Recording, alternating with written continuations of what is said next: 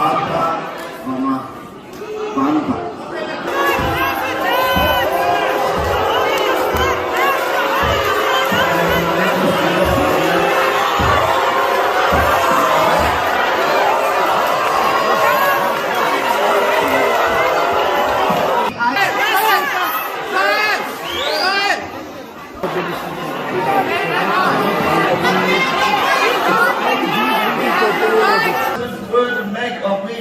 Of an environment where it not only belongs to a certain group only, but an environment of political discourse where all, whether it be conservative or progressive, can find it normal to share and accept each other's differences in accordance to mutual understanding and the respect of freedom of speech. Posts have shown to be anti-feminist and anti-LGBT community, and you are using religion to cover up your fascism.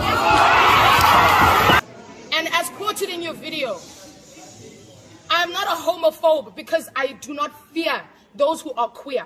I defend democracy for everybody to differ with their own views and opinions. I stand on the logic that there should be an equal representation of every group.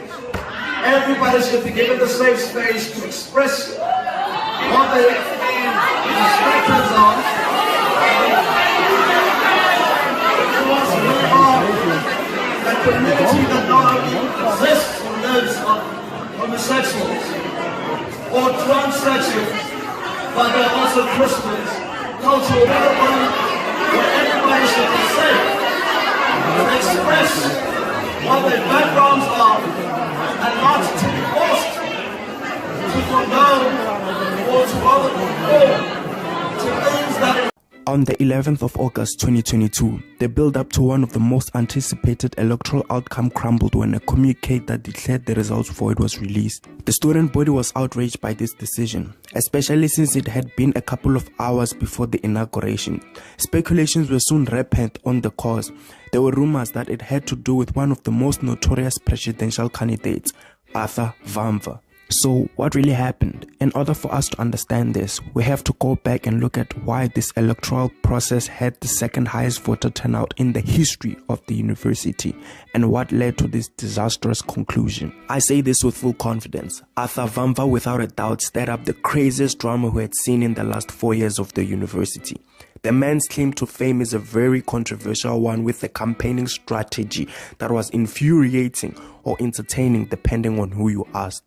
In 2021, he had a conversation with a member of the LGBT community, calling the act of homosexuality filthy and sinful, using examples of Lil Nas while placing an emphasis that the kingdom of the devil fits through it. It is an abomination and it is not recognized by God, Arthur said. The man doubled down on the comments the following year by resharing a Facebook post that had members of the community.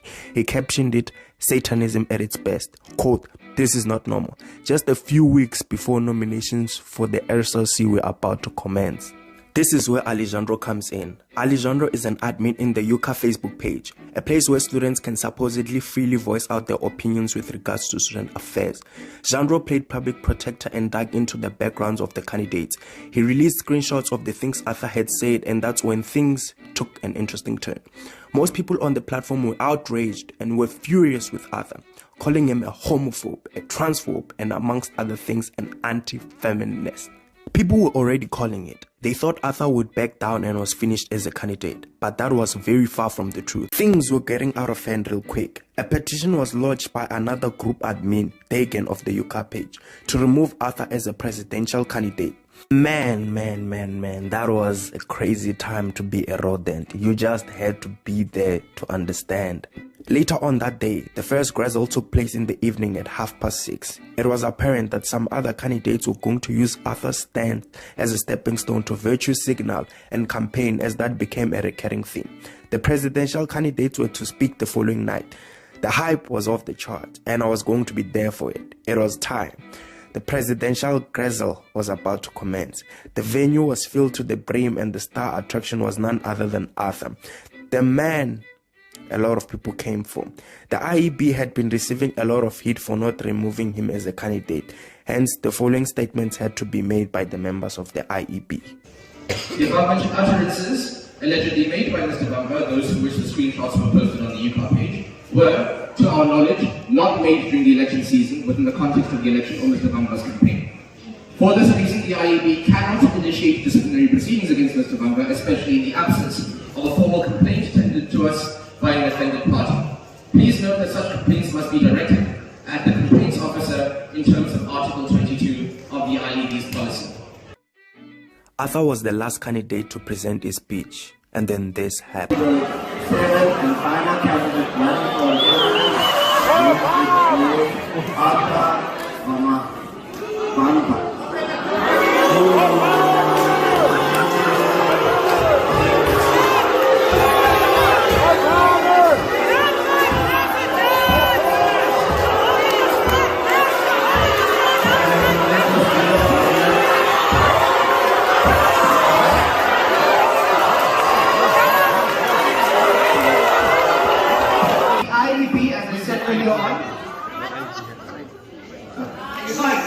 There we go. The IEB is a creature of policy.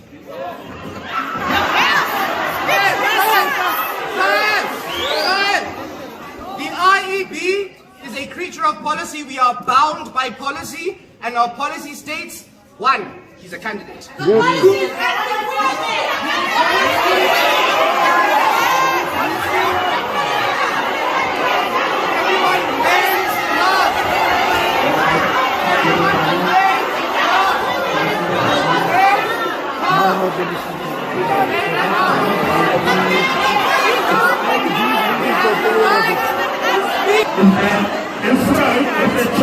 It's a choice the student body will make. They can verify election with act. That if you stand here and you hold placard and you allow him to speak, then the process can continue. That is the point I'm making. So you can hold your own placard, you can hold silent protest. You can hold your own placard, you can follow him around wherever you want to do. But for this process, if he cannot speak, everybody here who has been campaigning will be useless. So please, give him an opportunity to speak, or else, unfortunately, to be a useless person. Thank you very much. Alright, thank you, coach. Are you ready?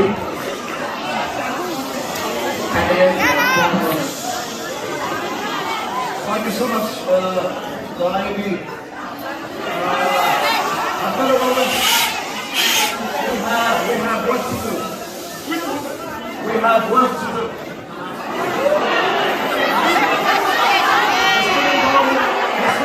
This university has been on the system for too long. Majority of voters have lost confidence in the leadership and its lack of urgency. Without solving the problems which face the majority of our students, more particularly over left. We have work to do, and we are those whom we have been waiting for. My plans for you still stand. I still want to be there for the mentally depressed, for the student who not all the time has the ability to get their basic and essential needs met. Needs such as water in Wakanda that has proven to be incompetent. I want to be there for the student who is unable to meet the last cent in covering their bus ticket, when heading back to see their loved ones who are returning back to Rhodes. I want to be there for those who yearn for Rhodes to be a location where none are made to be less. Having to serve as your president will not constitute that student body turns into an intolerant political environment, but having to be a president would make of me a vision of an environment where it not only belongs to a certain group only, but an environment of political discourse, where all, whether it be conservative or progressive, can find it normal to share and accept each other's differences in accordance to mutual understanding and the respect of freedom of speech.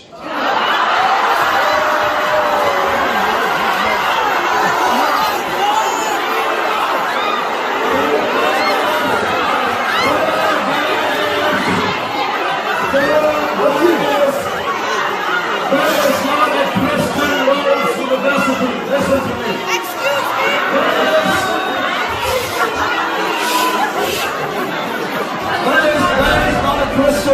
University, for Rhodes University, for transsexual Rhodes University.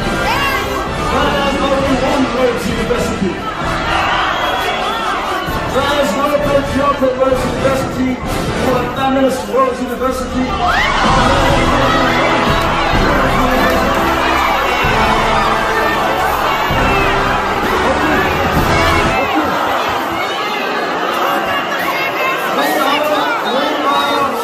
We are one people. We are one people. The Rhodes University should be an institution where everyone is equally empowered. When no group, such as this one, holds political monopoly over the other. Now let us go out there to show unto others that there's not the time to use hope, just as my fellow workers are making us to hope.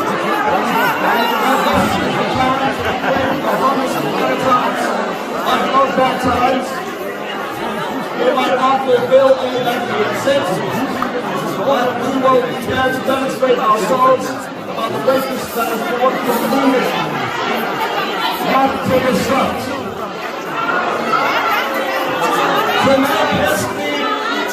To make history that will be invented by our children's children, who will say about us that when we were tested, we did not make way for the odds to define us, and yet we defined them. And I take Speaker 1, Speaker 2, Speaker 1, go. Standing in front of us here is a man who is incorrigible, an incorrigible man, and that is in front of everyone who is in this position.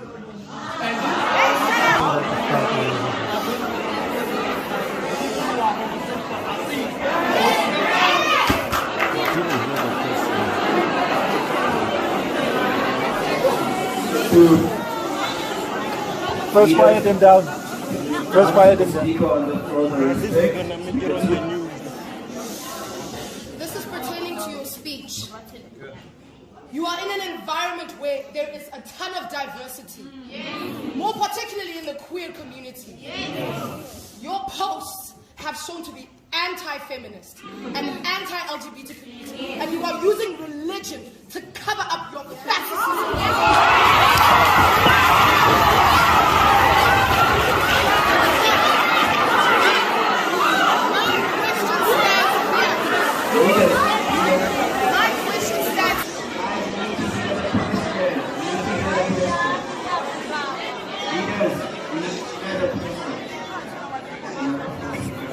Thank you, Chair. And as quoted in your video, I am not a homophobe because I do not fear those who are queer. However, you also stated that we are abnormal. My question stands, in an environment like this, where we all exist, out or not out, how do you think you're going to survive after tonight? That's a threat. My question is, who is the we you are talking about?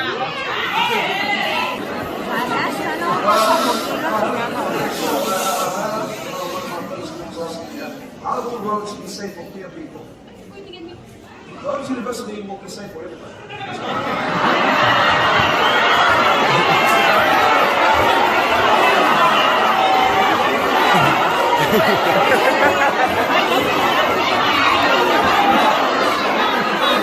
What I preach is that there should be political discourse, where my policies as your president will empower each and every single group, whether it be Christian, Muslim, or any other groups.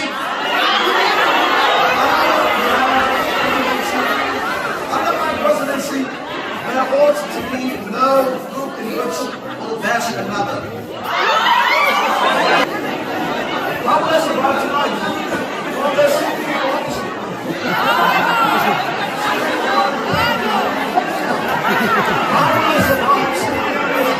Literally, I have to go. So they're trying to do what they want to do, and that's it. That is a practical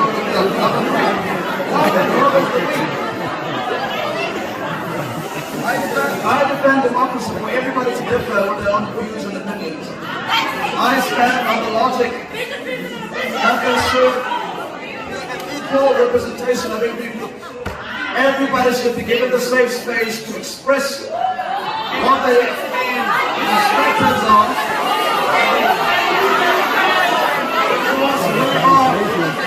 A community that not only exists and lives on homosexuals or transsexuals, but they're also Christians, cultural people, and supermen. We have to make an equal and forum where everybody should be safe to express what their backgrounds are and not to be forced to condone or to overcome to things that in which they do not subscribe to something. That is what a true democracy is. That is what a liberal society is. This is not going for here. This is not China. This is not the United States.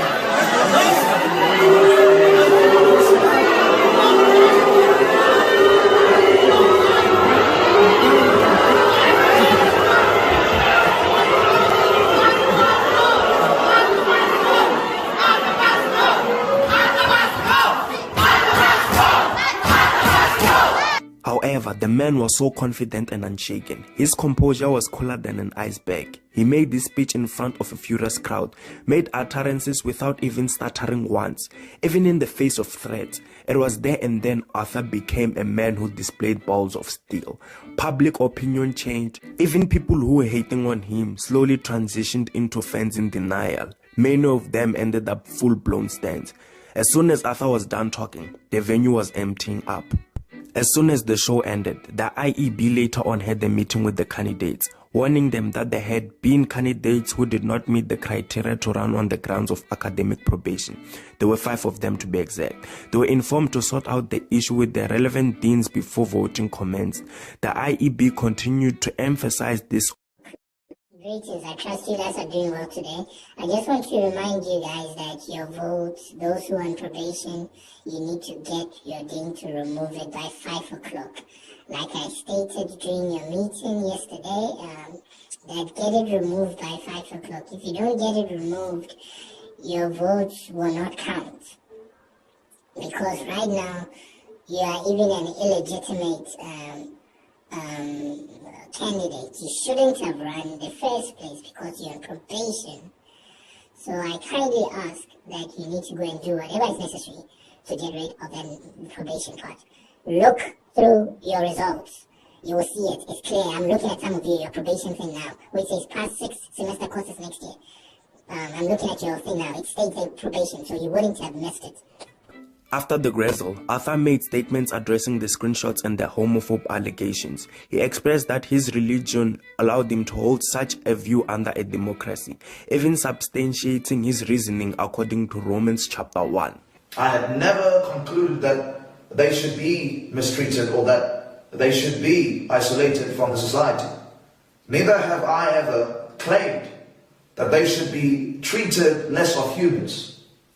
What I have utilized is freedom of opinion and not homophobia.